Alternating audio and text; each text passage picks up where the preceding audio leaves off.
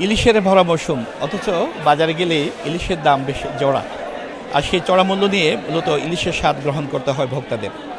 তবে যারা উচ্চবিত্তে তাদের জন্য ইলিশ ক্রয় করাটা যতটা সহজ, যারা নিম্ন ও মধ্যবিত্ত তাদের জন্য ইলিশের স্বাদ নেওয়াটা বেশ কঠিন হয়ে দাঁড়িয়েছে। অর্থাৎ বলা যেতে পারে যে ইলিশের স্বাদ নেওয়াটা এক প্রকারের সোনার হরিণ। চাঁদপুরের সবচেয়ে বড় যে পাইকারি বাজার, বড় স্টেশন, মৌসুমের এই সময় এই বাজারটিতে এক সময় 3 থেকে 4 হাজার মন ইলিশ সরবরাহ হতো, কিন্তু এখন আর সেই সুদিন নেই।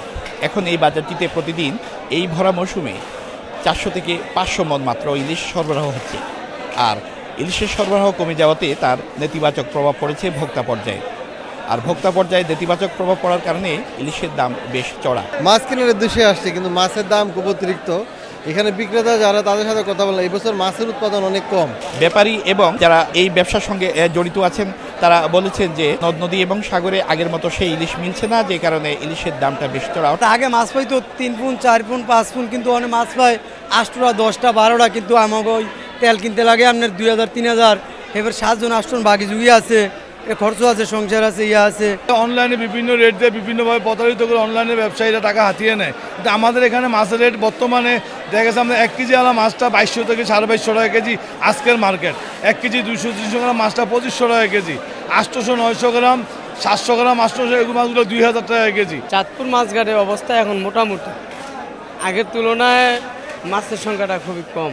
সেই লক্ষ্যে কিন্তু সংরক্ষণ অধিকার কর্তৃপক্ষ আছে, তারা কিন্তু আজকে চাঁদপুরের সবচেয়ে বড় পাইকারি বাজারটিতে তদারকি করতে এসেছে। অর্থাৎ এখানে ক্রেতারা কোনো ধরনের প্রতারণার শিকার হয় কিনা, ব্যবসায়ীদের মধ্যে কোনো সিন্ডিকেট আছে কিনা, সেটি ক্ষতি দেখার জন্য মূলত সরকারের এই ভোক্তা সংরক্ষণ কর্তৃপক্ষ তারা অভিযানটি চালিয়েছে। এবং তারা অভিযান চালিয়ে এখানকার যারা ব্যবসায়ী আছে, ব্যাপারী আছে, তাদের সঙ্গে কিন্তু কথাবার্তা বলেছেন এবং কথাবার্তা বলে তারা চেষ্টা করেছেন যে কোথায় একটা নেতিবাচক প্রভাব পড়ছে, অর্থাৎ ভোক্তা পর্যায়ে ইলিশের দামটা চড়া কেন, তারা সেটা জানার চেষ্টা করেছেন। কোথাও কোনো অনিয়ম বা ক্রয় বাউচার, বিক্রয় বাউচার বা অবৈধ মজুতদারি বা সিন্ডিকেট, এর বিরুদ্ধে আমাদের অভিযান চলমান থাকবে।